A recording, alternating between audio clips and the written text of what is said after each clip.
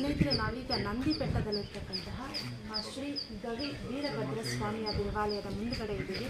ಸುಮಾರು 800 ವರ್ಷಗಳಷ್ಟು ಹಳೆಯದಾದಂತಹ ದೇವಾಲಯ ಇದು.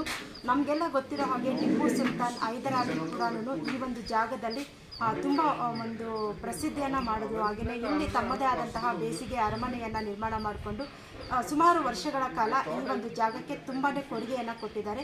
ಇಲ್ಲಿ ನಾವು ನೋಡ್ತಾ ಇರುವಂತಹದ್ದು ಗವಿ ವೀರಭದ್ರ ಸ್ವಾಮಿಯ ಒಂದು ಗುಹೆಯನ್ನು. ಇಲ್ಲಿ ಋಷಿಗಳು ತಪಸ್ಸನ್ನು ಮಾಡಿ ವೀರಭದ್ರನ ಪ್ರತಿಷ್ಠಾಪನೆಯನ್ನು ಮಾಡಿದರು ಅನ್ನುವಂತಹ ಇತಿಹಾಸ ಕೂಡ ಇದೆ. ಸುಮಾರು 800 ವರ್ಷಗಳ ಹಿಂದುಗಡೆ ಪ್ರತಿಷ್ಠಾಪನೆ ಮಾಡಿರ್ತಕ್ಕಂತಹ ಈ ಒಂದು ಗುಹೆಯಲ್ಲಿ ವೀರಭದ್ರನ ದರ್ಶನದೊಂದಿಗೆ ಯಾವ ರೀತಿಯಾಗಿ ಗುಹೆಯಲ್ಲಿ ದೇವರು ನೆಲೆಗೊಂಡಿದ್ದಾನೆ ಅನ್ನೋದನ್ನು ಕೂಡ ನೋಡೋಣ. ಬನ್ನಿ, ದೇವಾಲಯದ ಒಳಗಡೆ ಹೋಗೋಣ.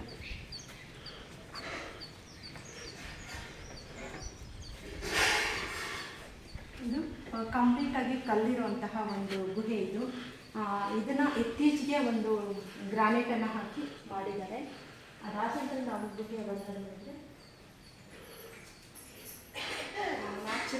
ಬಂದರೆ ನ್ಯಾಚುರಲ್ ಆಗಿ ಗುಹೆಯ ಒಂದು ನಿರ್ಮಾಣವನ್ನು ನಾವಿಲ್ಲಿ ನೋಡ್ತಾ ಇದ್ವಿ. ವೀರಭದ್ರ ಸ್ವಾಮಿಯ ದರ್ಶನವನ್ನು ಕೂಡ ನಾನು ಮಾಡಿಕೊಳ್ತಾ ಇದ್ದೀನಿ.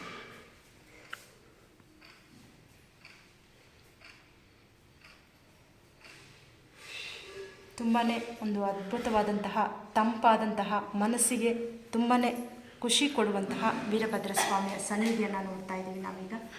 ಗಣಪತಿ ಹಾಗೆ ಶಿವನ ಪರಿವಾರದಲ್ಲಿ ಗಣಪತಿಯು ಕೂಡ ಅಗ್ರಸ್ಥಾನವನ್ನು ಪಡ್ಕೊಳ್ತಾನೆ.